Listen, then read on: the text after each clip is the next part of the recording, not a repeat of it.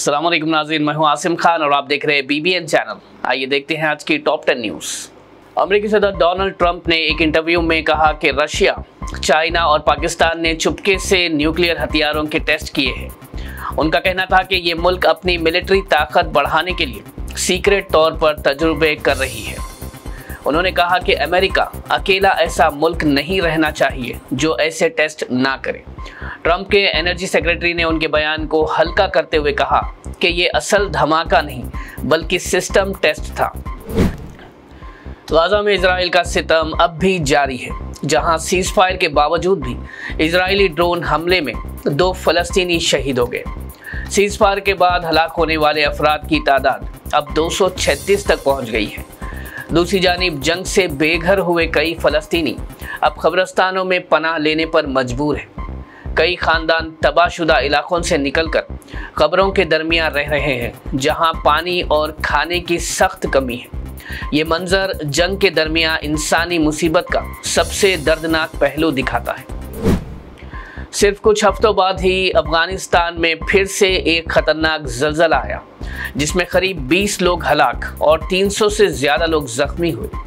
Health ministry spokesperson शरफत Zaman ने बताया कि इस खतरनाक ज़लज़ले में सबसे ज़्यादा नुकसान बल्ख और समानगान प्रोविंसेस के गांव और पहाड़ी इलाकों में हुआ और मज़ार शरीफ के तारीखी ब्लू मॉस्क की मीनार के कुछ हिस्से को भी नुकसान हुआ। अथॉरिटीज़ ने इमरजेंसी रिलीफ और मेडिकल टीम्स को डिस्पैच कर दिया है और जख्मियों के लिए अस्पतालों में इंतज़ाम शुरू कर दिया गया है। सुप्रीम कोर्ट ने स्ट्रे डॉग्स के काटने के वाक़यात पर नज़र रखते हुए अपने पहले हुक्म की खिलाफ वर्जी पर सख्त नोट लिया है। सुप्रीम कोर्ट ने हुकूमती अफसरों को तंबीह करते हुए कहा कि स्ट्रे डॉग्स को सिर्फ डेजिग्नेटेड फीडिंग स्पॉट्स पर ही खिलाया जाए। कोर्ट ने नोटिस लिया कि कुछ अफसर सड़कों और पब्लिक जगहों पर कुत्तों को खिलाकर अदालत के पहले हुक्म की खिलाफ वर्जी कर रहे हैं। बेंच ने सख्त लफ्ज़ में कहा कि ऐसे अफसरों पर कार्रवाई की जा सकती है क्योंकि इनके अमल से लोगों की सेफ्टी और पब्लिक ऑर्डर दोनों मुतासिर हो रहे हैं।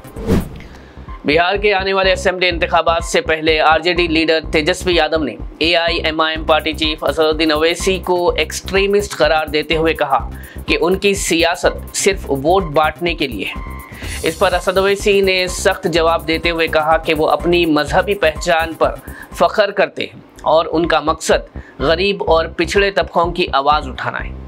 असद ओवैसी ने तेजस्वी यादव का मजाक उड़ाते हुए कहा कि वो एक्सट्रीमिस्ट को ज़रा अंग्रेजी में लिख कर बता दें।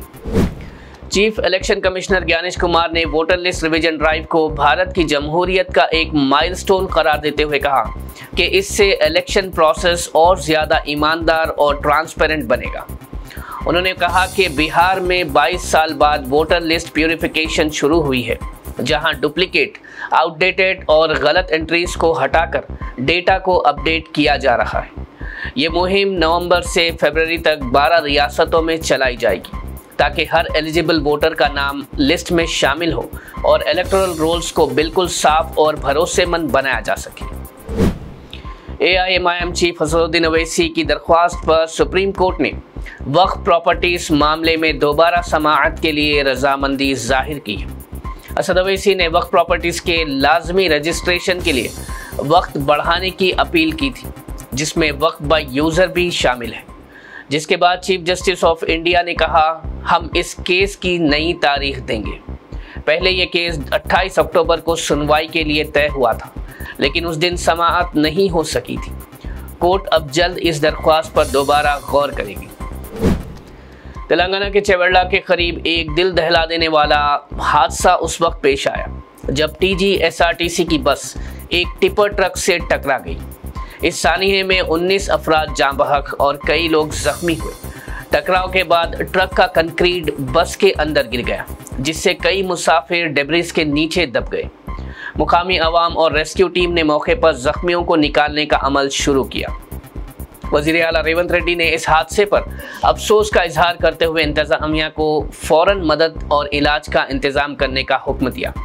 ट्रांसपोर्ट मिनिस्टर पूनम प्रभाकर ने अस्पताल जाकर जख्मियों से मुलाकात की और साथ ही हलाकशुदा अफराद के लिए 5 लाख और जख्मियों के लिए 2 लाख रुपए मुआवजा देने का ऐलान किया। तेलंगाना में हैदराबाद समेत दूसरे डिस्ट्रिक्ट्स के प्राइवेट इंजीनियरिंग और प्रोफेशनल कॉलेजेस ने फी रीइंबर्समेंट के मसले पर इंडेफिनेट स्ट्राइक का ऐलान किया है।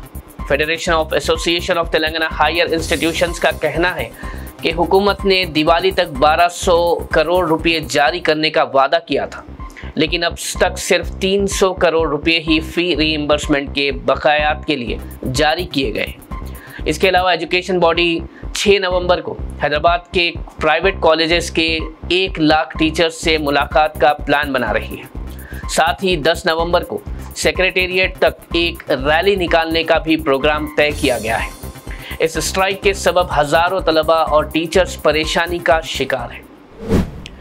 टीपीसीसी वर्किंग प्रेसिडेंट टी जग्गारेड्डी ने हैदराबाद में हाइड्रा के कुछ अफसरों के रवैये पर सख्त इजहार फिक्र करते हुए इल्ज़ाम लगाया कि कुछ अफसर कांग्रेस हुकूमत को बदनाम करने की कोशिश कर रहे हैं।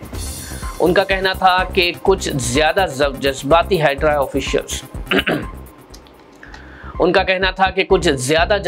हाइड्रा ऑफिशियल्स बीआरएस पार्टी को फायदा पहुंचाने के लिए झूठी मुहिम चला रहे हैं। जग्गारेड्डी ने कहा कि इन अफसरों के अमल से हुकूमत के खिलाफ गलत प्रोपेगेंडा फैल रहा है, इसलिए इन पर इंक्वायरी और इंतजामी कार्रवाई ज़रूरी है। उन्होंने ये भी कहा कि मुखालिफ जमातें हाइड्रा का इस्तेमाल जुबली हिल्स के बाई इलेक्शन में कांग्रेस के कैंडिडेट वी नवीन यादव को नुकसान पहुंचाने के लिए भी कर रही है। नाज़रीन, ये थी आज की टॉप 10 न्यूज़। देखते रहिए BBN चैनल। मुझे दीजिए इजाज़त। अल्लाह हाफिज़।